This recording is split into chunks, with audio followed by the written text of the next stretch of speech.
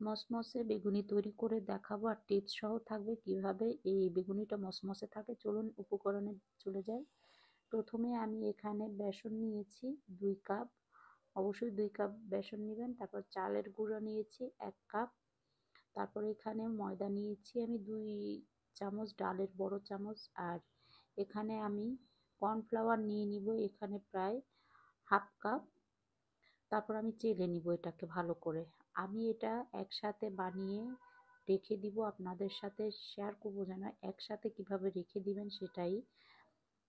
তারপরে আমি এই দেখেন চেলে নিয়েছি। আমি একদিন কষ্ট করলে দেখবেন যে অনেক দিন পর্যন্ত রেখে খেতে পারবেন।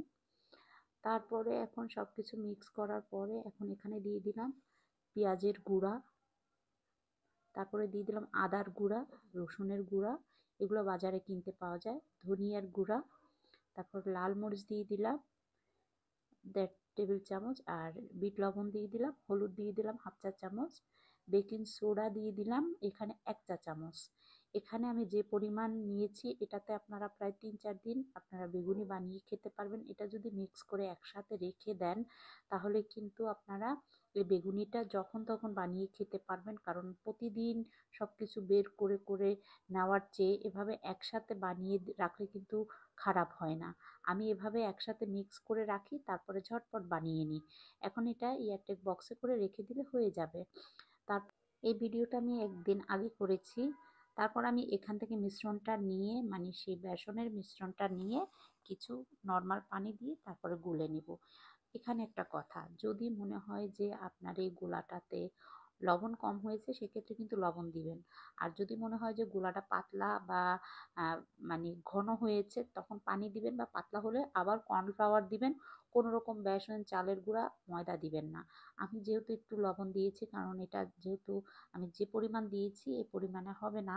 এখন আমি একটু তেল দিয়ে দিলাম, এটা গরম তেল দিতে হবে এমন কোনো কথা নেই, আপনারা আপনার নর্মাল তেলও 2 টেবিল চামচ দিয়ে দিবেন।